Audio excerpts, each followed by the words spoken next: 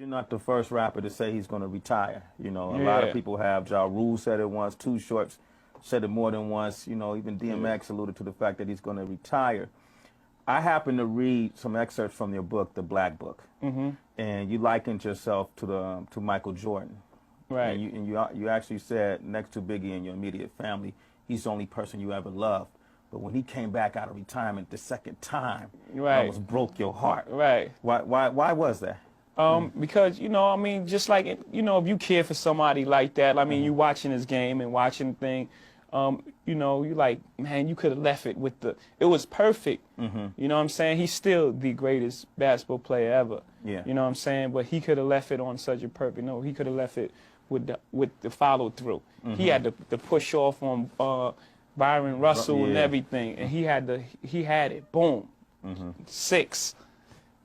My second time I three-peated is done. Yeah. You know what I'm saying? He could have walked away. But I guess within himself, you know, I'm not here to judge him. You know, I guess he wasn't fulfilled within himself. But for me, as a fan, I would have loved to see him go out with the follow-through. And then not only that, when he came back, I think what hurt a lot of people is his skills kind of deteriorated. You know, he wasn't the same Michael Jordan. Right.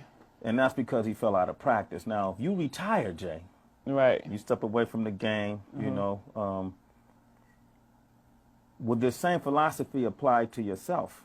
Will you not come back for those same reasons, or there's a chance that you... Right, that will make it even more. Like, even like, let's just say if I was in the corner and I was just having withdrawal and I wanted to come back. See, I don't think Mike had a prototype of how bad it could be. Okay. I do. I have him. Okay. So it's going to take that much more for me to come back now. Right. You know what I'm saying? Because I already know how it ends. I know how that movie ends. I'm like, I don't know if I want to do that. You don't want that for yourself? You know what I'm saying? Yeah. Absolutely. That song, 99 Problems, it got kind of like a subtitle, but A Bitch Ain't One of Them, right? Or how, Right. Yeah.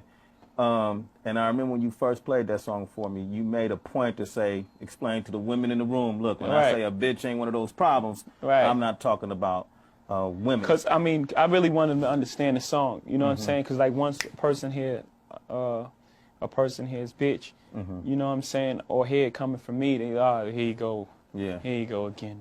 Here you go. Misogynist lyrics. Right. You've been accused of that. Right, in the past. absolutely. Yeah. But, you know, I just wanted people to really get the creativity of this song. Like, the first song I was bitching about the industry. So that was bitching the first one. The second verse I was talking about the canine, female dog, which bitching the second one. The last one I was talking about a guy who was just a loudmouth and really provoking the fight. And I'm telling him now, I'm no bitch. Like, I'm not soft. You know what I'm saying? So I just really wanted them to understand.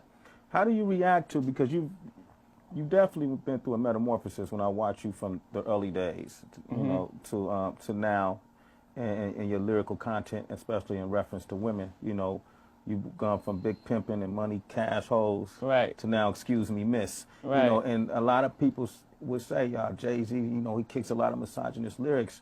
What do you say? I mean, what's changed from then to now? I mean, just the growth. Like, you grow as an artist, and if you are being true to yourself, then people are gonna notice that growth in you. You know what I'm saying? Like, if you're a young guy and you're just running around and you're on tour and you're in the hotel lobby and you're doing all kind of things, your lyrics are gonna reflect that.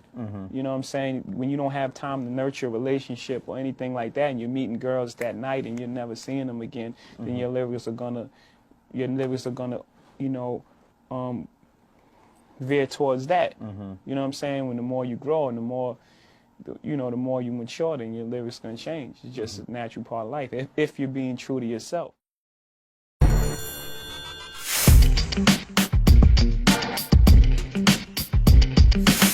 When you say you don't write, I always wondered about that. I mean, so you literally come in the studio and then formulate sentences in your head. Yeah. And then spit it to that beat. Yeah. And you never write down the lyrics. Never. You've never done that. Never. From Reasonable Doubt until now.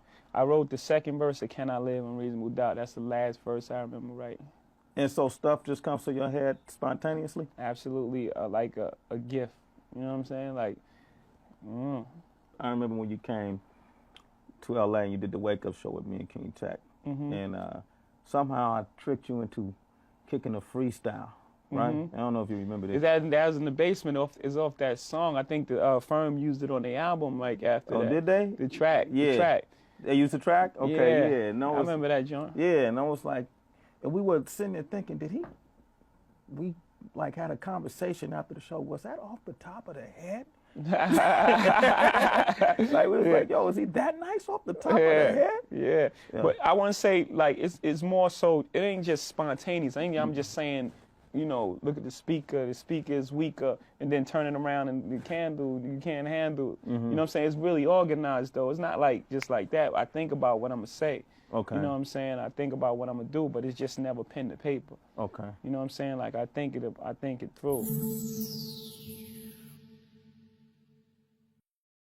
You had an incident with Rivera, you know, where you pled guilty to charges of, I don't remember exactly the charges, assault with a deadly weapon? Is it?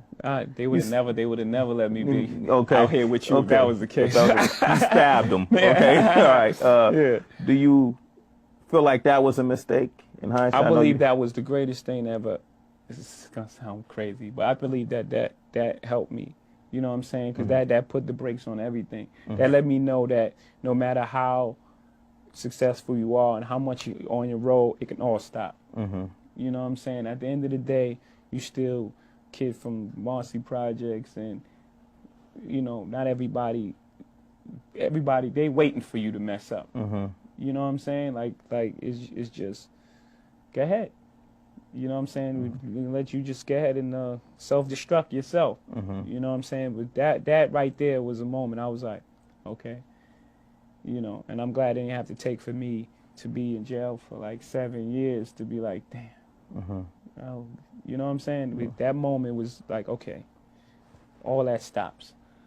You know what I mean? Yeah. I'm not going to parties with 30 people, and you know what I'm saying? Yeah. Like, I'm not going to put myself in that position no more. Yeah. When you look at Dame still kind of living that life, you know, you could find Dame at the club, you know. Yeah, but he's with 30 models. It's a little different. I was with the hood. Yeah. Okay. That's a good point. He's hanging at a different kind of club now. Right. Seem like in this rap game, we don't necessarily, we try to make a plan, but things usually don't go the way you plan. You kind of got to react. You know, you react to whatever opportunity comes your way. In hindsight, are there any things you've done that you could look back now and go, damn, that was a mistake? Absolutely. I don't regret it because I wouldn't be here right now. You know what I'm saying? I believe in karma, and I believe that everything has a natural order and everything affects the next thing and things like that. But of course, I wouldn't have never wore the green suit in Sophie Sunshine video. I would have never did that. You wouldn't. You know what I'm saying? I wouldn't have made the Sunshine video. You wouldn't have made the Sunshine video. I would have shot Streets is Watching and got it over with. Imaginary Players or something real crazy. Where I'm from, that would have been the first single. And you know, I wore these Versace pants to the Apollo one time. That was a little loud. I would have never did that. You know, things like that. But it's cool. Like you know, it's a growing. It's part of a growing process.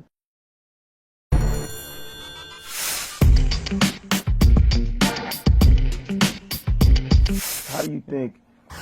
Like you've been through more battles than just the small one you had with 50 Cent, and the large one that you had with Nas. And early in your days, I read about you battling Big L and. Yeah. Did that actually happen? Yeah, it happened on his block on 139th. I went up there. What happened? You went up to Big L's block? Yeah. That's some MC. But Watchcomb used to live on 142nd. You know what I'm saying? I mean, well, not live. I got some people that live over there, and Dame basically grew up on 142nd. So, you know, I wasn't like I just came from Brooklyn and went on his block. You know what I'm saying? I mean, I knew some people 3 blocks away. We went over there. And, you know, I used to do that all the time. Who else did you battle that we would know? I ain't giving you no results of these things. I don't want anybody upset. Busta Rhymes, you know, in high school. LL Cool J. One time I caught him coming outside the club. Genius from Jizza from Wu-Tang Clan? Yeah, it was around what's the joint on Bushwick Avenue? Okay. The Muslims had the mosque over there and everything. You beat the Genius, bro? Yo, come on.